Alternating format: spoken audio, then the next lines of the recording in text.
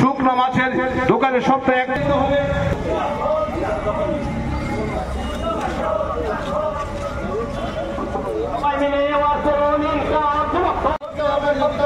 সরঞ্জাম ব্যবস্থা করে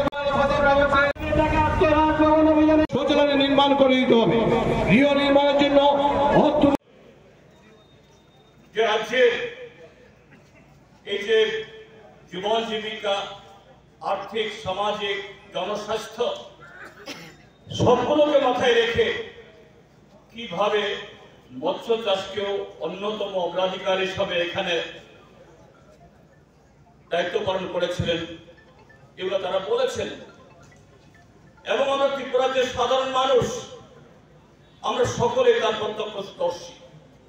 বামপন্থী ফ্রন্ট সরকার এ রাজ্যে মৎস্য চাষে স্বয়ং সম্পূর্ণতা অর্জন করার জন্য মৎস্য উৎপাদনে একটা পরিপ্রেক্ষিত পরিকল্পনা গ্রহণ করে শুধু মৎস্য দপ্তরকে না, গ্রাম পঞ্চায়েত, গ্রাম উন্নয়ন দপ্তর, ফিশারি বন দপ্তর, অর্থাৎ যারা জলাশয় তৈরি করতে পারেন, জলাশয় রক্ষণাবেক্ষণ করতে পারেন, জলাশয় নির্মাণ করতে পারেন, এই সমস্ত দপ্তরকে যুক্ত করে এই মাছ চাহিদা আমাদের তার চাহিদা পূরণে লক্ষ্য অর্জনের জন্য একটা সুনির্দিষ্ট কর্মসূচি নিয়ে গিয়েছিল। এর মধ্যে ভারত সরকার তৎকালীন বামপন্থী ফ্রন্ট সরকার এই উদ্যোগগুলোকে ভূয়সী প্রশংসা করেছিল। হ্যাঁ, এটা নিশ্চয়ই আমরা স্বীকার করি।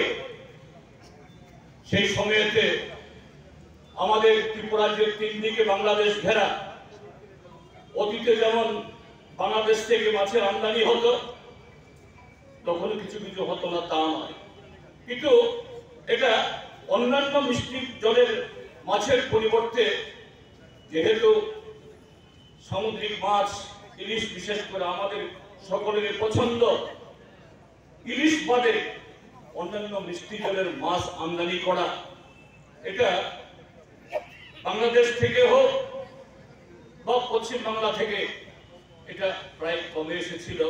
এটা এই সর্বাত্মক এবং বহুমুখী পরিপ্রেক্ষিত পরিকল্পনাতে সেই জায়গাতে গ্রাম পঞ্চায়েত, জনগণের অংশগ্রহণ এবং বিভিন্ন দপ্তরের সমন্বয়ে একটা উদ্যোগ গ্রহণ করার ফলে এবং সেই জায়গায় এ রাজ্যের মধ্যে ছোট খাটো বড় খাল, বিল, পুকুর যেগুলো সরকারি উদ্যোগে, যেগুলো এমনি পড়ে থাকতো বা সেরকম উৎপাদন হতো না, সেগুলোকে কেন্দ্র করেও এখানে অসংখ্য যে এই সমবায় সমিতি গড়ে উঠেছিল। বামপন্থী ফ্রন্ট সরকার যে সমবায় সমিতিগুলো, মৎস্য চাষের সমবায় সমিতি, এদের হাতে তুলে দিয়ে এবং আরো নানাভাবে সহযোগিতা করে শুধু মাছ উৎপাদন বা তার চাহিদা পূরণ শুধু তা না, এ রাজ্যে কর্মসংস্থানের ক্ষেত্রে, জীবন জীবিকা তার আরো সম্প্রসারণের ক্ষেত্রে একটা বলিষ্ঠ উদ্যোগ